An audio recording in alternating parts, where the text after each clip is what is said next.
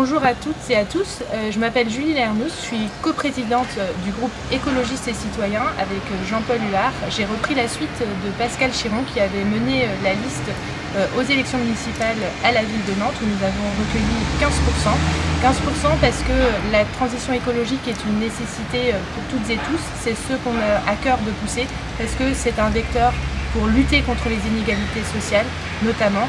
Et nous sommes 12 élus sur la ville de Nantes et 11 à la métropole, 41 élus dans les différentes communes de l'agglomération.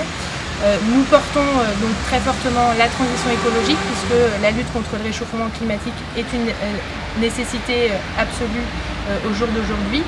Nous portons cela à travers nos différentes délégations sur la transition écologique, le climat, sur l'économie sociale et solidaire, mais aussi sur le logement social notamment, à travers la jeunesse, le bureau des projets. Et puis nous portons aussi, fort de ce score aux élections municipales, des propositions au niveau global. Ça peut être sur les migrants. Nous partageons pas toujours le même avis que la majorité dans laquelle nous siégeons. On a vu sur le projet de Notre-Dame-des-Landes, on a vu l'abandon cette année, mais également sur le projet Yellow Park. Nous pensons que pour construire la ville, il faut construire la ville pour, par et avec les habitants. Et que quand on construit plus de logements pour faire en sorte que la ville reste accessible à chacun et chacune, il le faut aussi en préservant les espaces naturels et que notre ville reste agréable à vivre. On est dans une ville qui a une histoire sociale, associative, d'une richesse exceptionnelle. Nous héritons de cette histoire qui nous donne des responsabilités particulières.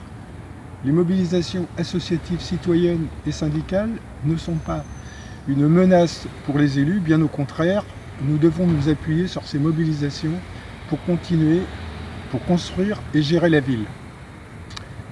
Les événements liés à la mort d'Aboubacar, le jeune de quartier, réactivent des interrogations sur la relégation qui est ressentie par une partie de la jeunesse.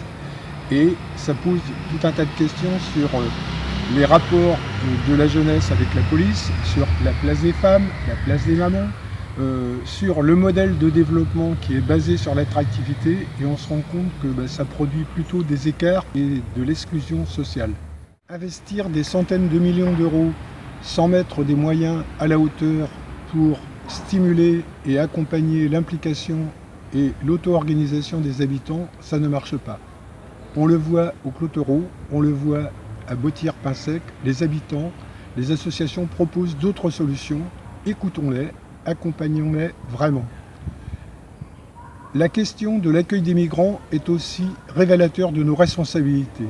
Nous dépensons un pognon de dingue pour l'attractivité, c'est ce que j'ai expliqué lors d'un conseil communautaire en juin dernier, et nous ne déployons pas de moyens suffisants et à la hauteur pour accueillir les plus démunis.